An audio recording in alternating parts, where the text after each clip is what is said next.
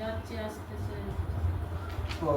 শরীরের মধ্যে জ্বর যাচ্ছে আসতেছে, জ্বর কাটান দেয় না।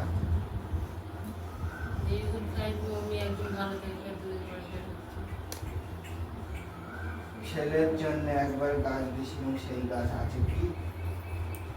সে কোথায় কি হয়ে গেছে অনেকদিন দেখ, নতুন গাছ একটু বেঁধে দেবে। মানে চুল কাটা? হ্যাঁ, একটু ঝাড়িয়ে দাও একটু। ধীরে ঠিক রাখতে পারে না, বিভিন্ন কাজে খুলে রেখে দিতে হয়। ওই সামনে ঘন্টা বসো, সেই ঘন্টায় মাথার এটা বেগ খুলে দাও, ক্লিপ আছে খোপাটা খুলে দাও, একটু আগে যাও যাতে না ছুঁয়ে যায়। হ্যাঁ, বসো ওখানেই বসো। বাবা বসেছে, দাও বাম দিকে বসেছে তো। তোমার ডান দিকে।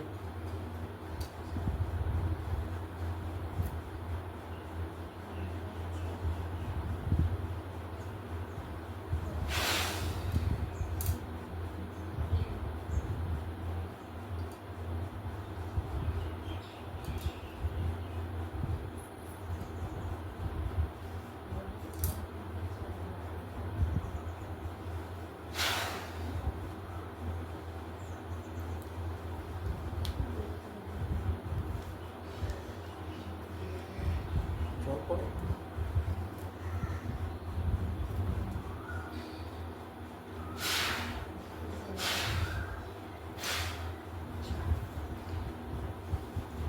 ওনাদের একটু জল দিলাম, পরিয়ে দাও তোমার সামনে এদিকে। ওই নো পড়ো না।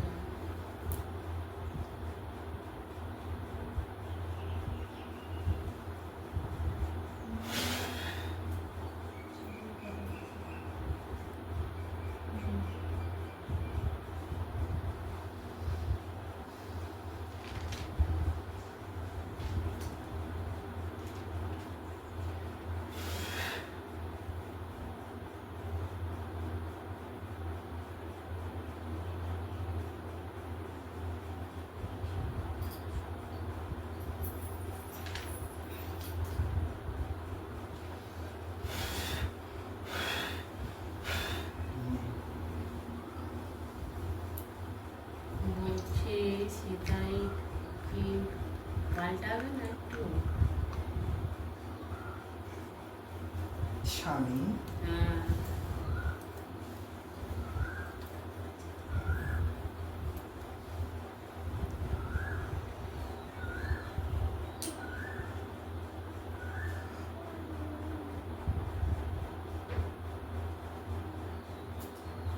যে জিনিস একবার দিয়েছিল, হুম। সেই জিনিস বেঁধে রাখতে পেরেছিলিস নাকি শুধু ছুঁয়ে বাড়িতে ফেলাই রেখেছি?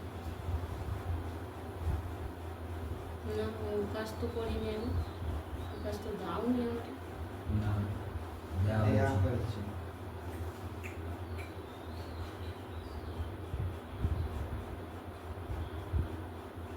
মনে নেই হয়তো।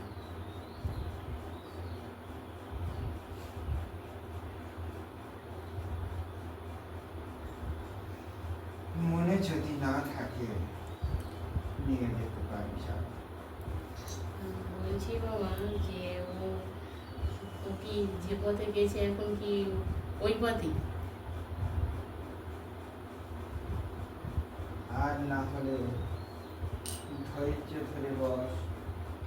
যখন দেখবি চন্দ্রগ্রহণ আসতেছে, চন্দ্রগ্রহণে সময় এক নিশে পরিষ্কার কাপড় পরে যাবি, এক নিশে দুটো গাছ তুলে নিয়ে আসবি, দুটো গাছ তুলে নিয়ে এসে সেই গাছ তোর ঘরে, আমার যদি কোনো মূর্তি থাকে, দেবী শক্তি মূর্তি, সেই মূর্তির চরণের তলায় রাখবি, রেখে 3 দিন তাকে পূজা করবি, নিষ্ঠাবারে পূজা করে সেই ঔষধটা নিয়ে তোর স্বামীর মাথার থেকে পায়ের তলার ওপর পর্যন্ত 3 বার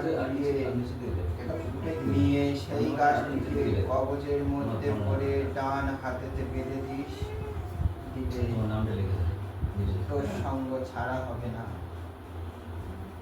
তোরই হয়ে থাকবে।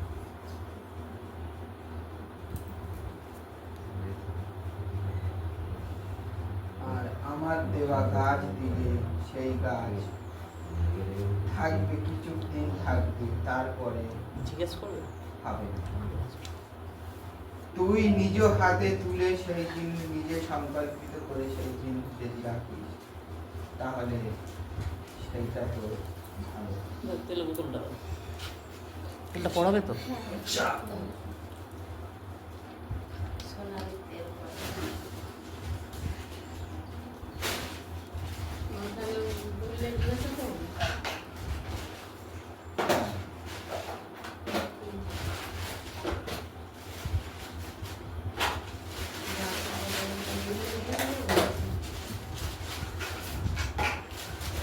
গাছ দুটোর কথা জিজ্ঞাসা করবি, তাকে একবার জানিয়ে দিবি, দিলে তারপর তার স্মরণে আমি দিয়ে দেবো। ঠিক আছে।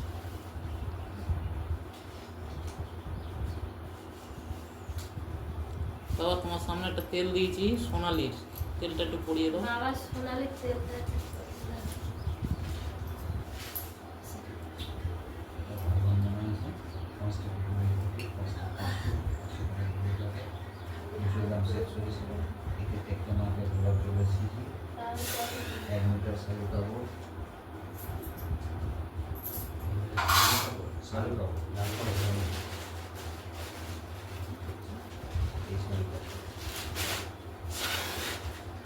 দেখে জবা ফুলের মানে তুমি মাথা সচেত পান, মাথা জবা ফুলের তুমি এক লিটার সর্ষের তেল, একটা বড় মাটির গুঁড়ি, 1 গ্রাম দই, একটি মাটির ফুলি, 2টি কলা পাতা, একটি মাটির কলমি শাকের প্যাট, পাটাও কনকন করে আর এই হাতটা কনকন। 101 টাকা ভাতা ওটাও তুলে পড়া যায় না, কোথায় 4টি গোটা ভাত, তার সাথে একটা চাল। পাটাও কনকন করে হাতটাও কনকন করে।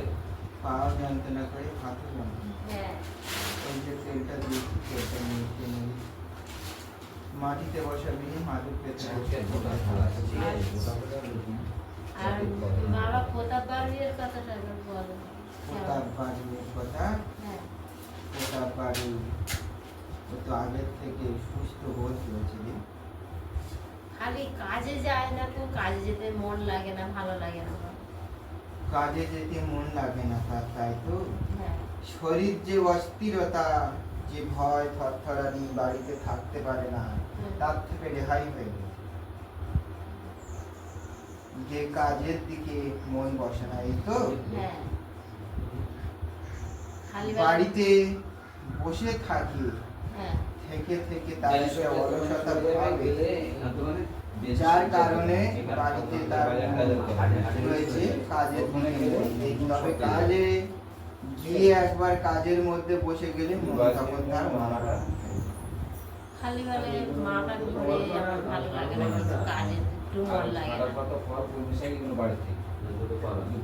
বাড়িতে আর সব ঠিকঠাক আছে? হ্যাঁ, বাড়ির সব ঠিকঠাক রয়েছে। আর ওই বাচ্চাটার কথা ভালো বলেছে,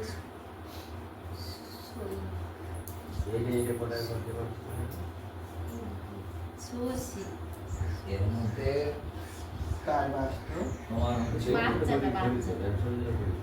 বাচ্চা, হ্যাঁ ওই দিদির নাতি, প্রতাপ বাড়ির নাতনি নাতনি।